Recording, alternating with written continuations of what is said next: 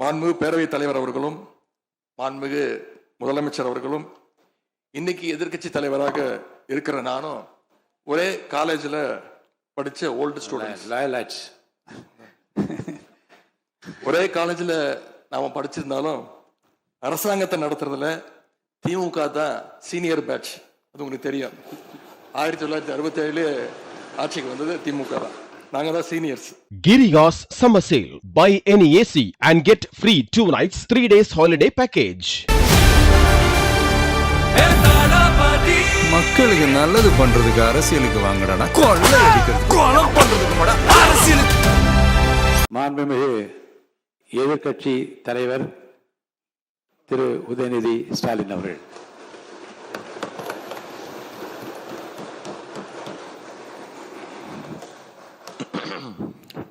மாண்புமிகு பேரவைத் தலைவர் அவர்களே, துணைத் தலைவர் அவர்களே, முதலமைச்சர் அவர்களே, 17வது சட்டமன்ற பேரவையின் எதிர்க்கட்சி தலைவராக எனது முதல் உரை இது. பகுத்தறிவு பகலவன் தந்தை பெரியார், தமிழ்நாட்டுடைய தலைமகன் பேரறிஞர் அண்ணா, நவீன தமிழ்நாட்டுடைய சிற்பி முத்தமிழறிஞர் டாக்டர் கலைஞர்,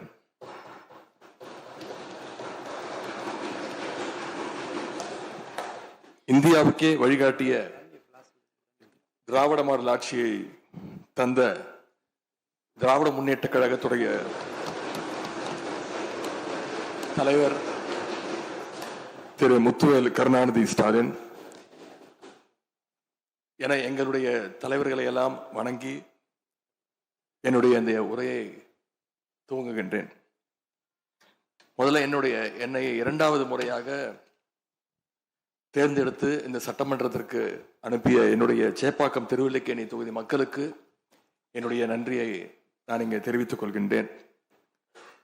அதே போல எங்கள் தலைவர் தலைமையிலான திராவிட முன்னேற்ற கழகத்துடைய கூட்டணிக்கு 1,52,82,782 வாக்குகளை தந்த தமிழ்நாட்டு மக்களுக்கு என்னுடைய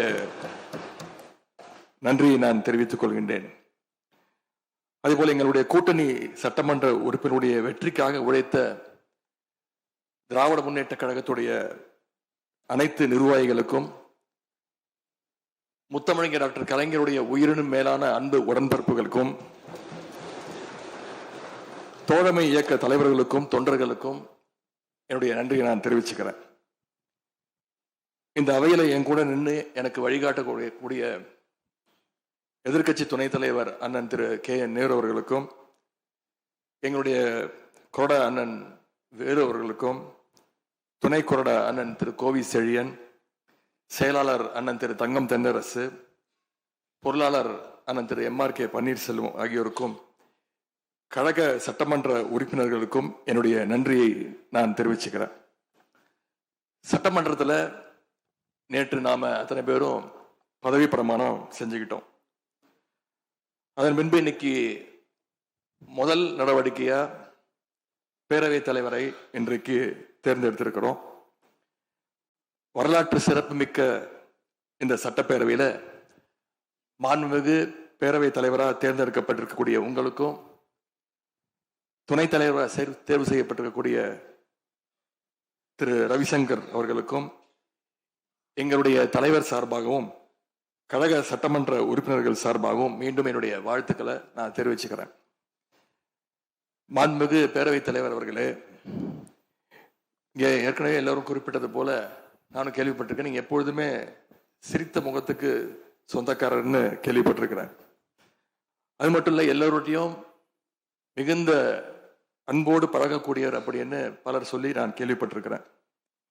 இதே சட்டப்பேரவையில் 1980ஆம் ஆண்டு தேர்தலையும் 2011 சட்டமன்ற தேர்தலையும் நீங்க வெற்றி பெற்று ஒரு சிறந்த சட்டமன்ற உறுப்பினராக நீங்க பணியாற்றி இருக்கிறீங்க. எனவே பேரவையுடைய மரபுகளும் விதிகளும் உங்களுக்கு புதுசு கிடையாது. நீங்க தேர்ந்தெடுக்கப்பட்ட இப்பொழுது சேர்த்து 3 முறையும் ஆளுங்கட்சி உறுப்பினரா சட்டமன்றத்துக்குள்ள நீங்க வந்திருக்கிறீங்க. இந்த முறை எதிர்க்கட்சிகளையும் அரவணைச்சு செயல்படுகின்ற ஒரு பேரவைத் தலைவரா நீங்க பொறுப்பேற்றிருக்கிறீங்க. அந்த பொறுப்புல ரொம்ப சிறப்பா நடுநிலைமையோடு செயல்படுவீங்க அப்படிங்கிறது தான் எங்க அத்தனை பேருடைய எதிர்பார்ப்பு. அதே போல ஒரு எளிய பின்னணியிலிருந்து வந்த முதன்முறையாக சட்டமன்ற உறுப்பினராக பொறுப்பேற்றிருக்கக்கூடிய மக்களால் தேர்ந்தெடுக்கப்பட்டிருக்கக்கூடிய திரு மாண்புமிகு ரவிக்குமார் அவர்கள் பேரவையினுடைய துணைத் தலைவராக உங்களுக்கு உறுதுணையாக இருந்து இந்த அவையை வழிநடத்துவார் அப்படின்னு நாங்கள் அத்தனை பேரும் நம்புறோம். மாண்புமிகு பேரவைத் தலைவர் அவர்களே, நம்முடைய மாண்புமிகு முதலமைச்சர் அவர்கள் நேற்று எங்களுடைய தலைவருடைய வீடுகளுக்கும் அனைத்து கட்சி தலைவருடைய வீடுகளுக்கும் சென்று வாழ்த்துக்கள்லாம் பெற்றுக்கிட்டு போனார். அந்த அரசியல் நாகரிகம் இந்த பேரவையிலும் தொடரணும் அப்படிங்கிறதா எங்களுடைய எண்ணம், எதிர்பார்ப்பு. ஏற்கனவே நான் சொல்லியிருந்தாலும் மறுபடியும் சொல்ல விரும்புகிறேன். திராவிட முன்னேற்ற கழகம் இந்த சட்டப்பேரவையில எதிரி கட்சியா இல்லாம ஒரு ஆக்கப்பூர்வமான எதிர்கட்சியாக நிச்சயம் செயல்படும். எங்க தலைவர் அவர்கள் சொன்ன மாதிரி திராவிட முன்னேற்ற கழகம் என்னைக்குமே ஒரு ஆக்க சக்தி தான். மாண்புமிகு பேரவைத் தலைவர்களே, இந்த பேரவைக்குன்னு ஒரு மிகப்பெரிய வரலாறு இருக்கு. இன்னைக்கு இந்தியாவில் பண்பாட்டு ரீதியாகவும் பொருளாதார ரீதியாகவும் தமிழ்நாடு சிறப்பா முன்னேறி இருக்கு அப்படின்னா இந்த பேரவையில் நடந்த விவாதங்கள், எடுக்கப்பட்ட முடிவுகள், இயற்றப்பட்ட சட்டங்கள், நிறைவேற்றப்பட்ட தீர்மானங்கள் இதெல்லாம் தான் ஒரு காரணம். பிற மாநிலங்களுக்கெல்லாம் ஒரு எடுத்துக்காட்டாக வழிகாட்டக்கூடிய வகையில செயல்பட்டு இந்தியாவையே திரும்பி பார்க்க வச்ச சட்டமன்ற பேரவை இந்த தமிழ்நாட்டு சட்டமன்ற பேரவை. அப்படிப்பட்ட இந்த பேரவையில ஆரோக்கியமான ஆக்கப்பூர்வமான விவாதங்களுக்கு இடம் கொடுத்து ஜனநாயக மாண்புகளுக்கு முக்கியத்துவம் கொடுத்து பேரவைத் தலைவர் அவர்கள் என்றைக்கும் நடுநிலைமையோடு செயல்பட வேண்டும் என்று நாங்கள் அனைவரும் விரும்புகின்றோம். நாம் எங்க ஆளுங்கட்சி எதிர்கட்சி அப்படின்னு எதிர் வரிசையில் உட்கார்ந்து இருந்தாலும் தமிழ்நாட்டுடைய வளர்ச்சின்னு வரும்போது நாம் அனைவரும் ஒரே வரிசையில முன் வரிசையில் நின்று உழைக்கணும்னு நான் விரும்புகிறேன். அதைத்தான் தமிழ்நாட்டு மக்களும் எதிர்பார்த்துக்கிட்டு இருக்கிறாங்க, விரும்புறாங்க. திராவிட முன்னேற்ற கழகமும் அதைத்தான் விரும்புது. எங்களுடைய தலைவர் அவர்கள் கடந்த 5 ஆண்டுகள்ல அடிக்கடி சொல்ற ஒரு வார்த்தை, இது எனது அரசு அல்ல நமது அரசு என்று எங்களுடைய தலைவர் அவர்கள் அடிக்கடி சொல்வார். அதை நிரூபிச்சியும் காட்டியிருக்கிறார். சென்ற திராவிட மாடல் அரசுங்கிறது வாக்களிச்ச மக்களுக்கு மட்டும் இல்லாம வாக்களிக்காத மக்களுக்குமான அரசாகத்தான் செயல்பட்டு வந்தது. ஆகவே இந்த புதிய அரசும் அனைவருக்குமான அரசாக உங்களுக்கு வாக்களிக்காத மக்களுக்குமான அரசாக செயல்படும்னு நான் விரும்புறேன். இந்த நேரத்தில் இன்னொரு விஷயத்தையும் இங்க நினைவுபடுத்த விரும்புறேன். மாண்புமிகு பேரவைத் தலைவர் அவர்களும் மாண்புமிகு முதலமைச்சர் அவர்களும் இன்னைக்கு எதிர்கட்சி தலைவராக இருக்கிற நானும் ஒரே காலேஜில் படிச்ச ஓல்டு ஸ்டூடெண்ட்ஸ்.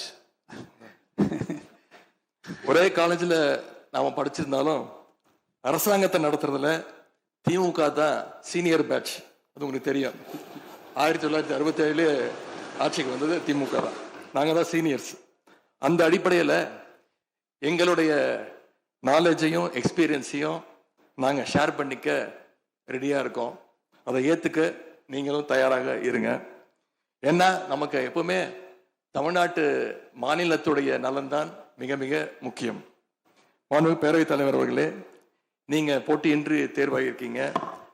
மாண்புமிகு முதலமைச்சரும் எதிர்கட்சி தலைவரான நானும் உங்களை அவை முன்னவரும் இந்த இருக்கையில உட்கார வச்சிருக்கிறோம், அமர வச்சிருக்கிறோம். இன்னைக்கு உங்க கையை பிடிச்சி அழைச்சிட்டு வந்து உட்கார வச்சிருக்கிறோம். இனி எங்க 2 தரப்பையும் நீங்க தான் கையை பிடிச்சி அரவணைச்சு கோபம் இல்லாம கோவப்படாம, நீங்க கோவப்பட மாட்டீங்கன்னு தெரியும். உங்களை கோவப்படுத்துற மாதிரி எந்த செயலையும் நாங்க செய்ய மாட்டோம். சட்டமன்ற ஜனநாயகத்துல ஆளுங்கட்சி காதுகளாகவும் எதிர்கட்சி குரலாகவும் இருக்க வேண்டும். அதுலதான் இந்த அவையுடைய பெருமை நிச்சயம் அடங்கி இருக்கு. பொதுவா இதுக்கு முந்தைய சட்டமன்ற பேரவை எடுத்துக்கிட்டா ஆளுங்கட்சி வரிசையில அதிக உறுப்பினர்களும் எதிர்க்கட்சி வரிசையில அதை விட குறைவான உறுப்பினர்களும் இருப்பாங்க. ஆனா இந்த முறை கிட்டத்தட்ட ஆளுங்கட்சிக்கு இணையான எதிர்க்கட்சி வரிசை வலிமையா இன்னைக்கு அமைஞ்சிருக்கு. அதுதான் இந்த பேரவையுடைய இன்னொரு கூடுதல் சிறப்பு. இதன் மூலமா தமிழ்நாட்டு மக்கள் ஒரு முக்கியமான செய்தியை நமக்கு சொல்லி இருக்கிறாங்க. அது என்னன்னா, எதிர்க்கட்சி வரிசை மிக மிக வலிமையாக இருந்து இந்த அரசை, புதிய அரசை வழிநடத்தணும், ஆக்கப்பூர்வமான விமர்சனங்களை முன்வைக்கணும் அப்படின்னு மக்கள் நமக்கு சொல்லி இருக்கிறாங்க. நான் நம்புறேன். ஆகவே மக்களுடைய எண்ணத்தை பிரதிபலிக்கிற மாதிரி எங்களுடைய பணிகள் நிச்சயம் இருக்கும். மாண்புமிகு பேரவைத் தலைவர் அவர்களே, இந்த அரசு பொறுப்பேற்ற நிகழ்ச்சியில் நடந்த ஒரு நிகழ்வை இங்க நான் சுட்டிக்காட்ட விரும்புகின்றேன். ஏற்கனவே சுட்டி காட்டியிருக்கிறாங்க. அந்த நிகழ்ச்சியில தமிழ்தாய் வாழ்த்து 3வது இடத்துக்கு தள்ளப்பட்டிருக்கு. இது தமிழ்நாட்டு மக்கள் மத்தியில மிகப்பெரிய ஒரு கோபத்தையும் அதிர்ச்சியையும் ஏற்படுத்தி இருக்கு. அதை எதிர்கட்சிகள் எல்லோரும் விமர்சிச்சிருக்கிறோம். அதுக்கு ஆளுங்கட்சியும் ஒரு விளக்கத்தையும் கொடுத்திருக்கிறாங்க. நானும் பார்த்தேன். எங்களோட கருத்து என்ன அப்படின்னா, பாஜக ஆட்சிக்கு வந்திருக்கக்கூடிய மேற்கு வங்க மாநிலத்துல பதவியேற்பு நிகழ்ச்சியின் போது வந்தே மாதரம் பாட்டு பாடப்படல. ஆனா இங்க தமிழ்நாட்டுல அது பாடப்பட்டிருக்கு. மேற்கு வங்கத்துல இன்னைக்கு யாரு ஆளுநரா போய் உட்கார்ந்து இருக்காங்க அப்படின்னு உங்க அத்தனை பேருக்கும் தெரியும். நான் சொல்ல வேண்டிய அவசியம் இல்லை. அவர் இங்க ஆளுநரா இருந்தப்போ தமிழ்நாடு சட்டமன்ற பேரவையில தமிழ்தாய் வாழ்த்துக்கு முன்னாடி தேசிய கீதம் பாடணும்னு பேரவையினுடைய மரபையே மாத்த சொன்னவர் தான் இன்னைக்கு மேற்கு வங்கத்துல ஆளுநரா இருக்கிறாரு. அதை நாங்க உறுதியா, எங்களுடைய தலைவர் அப்போதைய முதலமைச்சர் உறுதியா மறுத்தார். அதனால 2023ஆம் ஆண்டு முதல் தொடர்ந்து 3 வருஷம் அவர் பேரவையிலிருந்து வெளிநடப்பு செஞ்சுட்டு போன காட்சிகளை எல்லாம் நீங்களும் பார்த்திருப்பீங்க. இதன் மூலமா நாங்க சொல்ல வர்றது, அடுத்து விரைவிலேயே இந்த பேரவையில ஆளுநர் உரை நிகழ்த்த இருக்கிறார். ஆகவே ஏற்கனவே உங்களுடைய அரசினுடைய பதவியேற்பு விழாவில் நடந்த அந்த சம்பவம், அந்த தவறு மீண்டும் இந்த பேரவையில நடப்பதற்கு நீங்க அனுமதிக்க கூடாது. நாங்கள் அனுமதிக்க மாட்டோம். பேரவையில் மட்டுமல்ல, தமிழ்நாட்டில் நடக்கக்கூடிய எந்த நிகழ்ச்சியாக இருந்தாலும் சரி, அரசு நிகழ்ச்சியாக இருந்தாலும் சரி, எந்த நிகழ்ச்சியாக இருந்தாலும் சரி, தமிழ்தாய் வாழ்த்து என்றைக்கும் 2வது இடத்திற்கு நாம தள்ளி போக விடக்கூடாது. இந்த அரசு அதற்கு அனுமதிக்க கூடாது என்று நான் இங்கே கேட்டுக்கொள்கின்றேன். ரொம்ப விழிப்போடு இருந்து நம்முடைய உரிமையை, மரபை பாதுகாக்கணும்னு உங்களை எல்லாம் வலியுறுத்தி நான் கேட்டுக்கொள்கின்றேன். மாண்புமிகு பேரவைத் தலைவர் அவர்களே, வண்டிக்கு பிரேக் எப்படியோ, ஒரு காலைக்கு மூக்கனாங்கயிறு எப்படியோ, அப்படிதான் ஆளுங்கட்சிக்கு எதிர்கட்சி அப்படின்னு பேரறிஞர் அண்ணா அவர்கள் நமக்கு சொல்லியிருக்கிறார். ஆகவே பேரறிஞர் அண்ணா சொன்ன வழியில ஆளுங்கட்சியினுடைய செயல்பாட்டை உற்று நோக்கி உங்களுடைய நிறைகளை, குறைகளை சுட்டு காட்டுகின்ற ஒரு ஆக்கப்பூர்வமான எதிர்கட்சியாக நாங்கள் நிச்சயமாக செயல்படுவோம். இந்த அவைக்கு புதியவங்க, ஃபர்ஸ்ட் டைம் எம்எல்ஏஸ் நிறைய பேர் வந்திருக்கிறீங்க. அதுல மிகுந்த மகிழ்ச்சி. அதே போல ரொம்ப வருடங்களுக்கு பிறகு நிறைய பெண் சட்டமன்ற உறுப்பினர்கள் இங்க இடம்பெற்றிருக்கிறீங்க. அதுல எங்களுக்கு கூடுதல் மகிழ்ச்சி. அத்தனை பேருக்கும் மீண்டும் என்னுடைய வாழ்த்துக்கள். தமிழ்நாட்டுடைய உரிமைகளுக்காகவும் வளர்ச்சிக்காகவும் நாம எல்லாரும் சேர்ந்து ஒன்னா பயணிப்போம். எது எப்படி ஆனாலும் திராவிட இயக்கத்தினுடைய அடிப்படை கொள்கைப்படி எல்லோருக்கும் எல்லாம் கிடைக்கிறதை உறுதி செய்கின்ற வகையில எதிர்கட்சி வரிசையில இருந்து நாங்கள் நிச்சயம் செயல்படுவோம். நடந்து முடிந்த தேர்தலில் ஆட்சி அமைப்பதற்கான பெரும்பான்மையை ஆளுங்கட்சிக்கு மக்கள் வழங்காமல் போனாலும் திராவிட முன்னேற்ற கழகத்துடைய தலைமையில் தேர்தலை சந்திச்சு வென்ற தோழமை இயக்க சட்டமன்ற உறுப்பினருடைய ஆதரவோடு ஆட்சி அமைத்திருக்கக்கூடிய புதிய அரசிற்கும் மாண்பு முதலமைச்சர் அவர்களுக்கும் என்னுடைய வாழ்த்துக்களை நான் மீண்டும் தெரிவித்துக் கொள்கின்றேன். மாண்புமிகு பேரவைத் தலைவர் அவர்களுக்கும் பேரவை துணைத் தலைவர் அவர்களுக்கும் என்னுடைய நன்றி. உங்களுடைய பணிகள் சிறக்கட்டும். மீண்டும் என்னுடைய வாழ்த்துக்களை தெரிவித்துக் கொள்கிறேன். நன்றி, வணக்கம். வெல்க தமிழ், வாழ்க தமிழ்நாடு. மக்களை பிரிக்கும் சனாதானம் நிச்சயம் ஒழிக்கப்பட வேண்டும். நன்றி, வணக்கம்.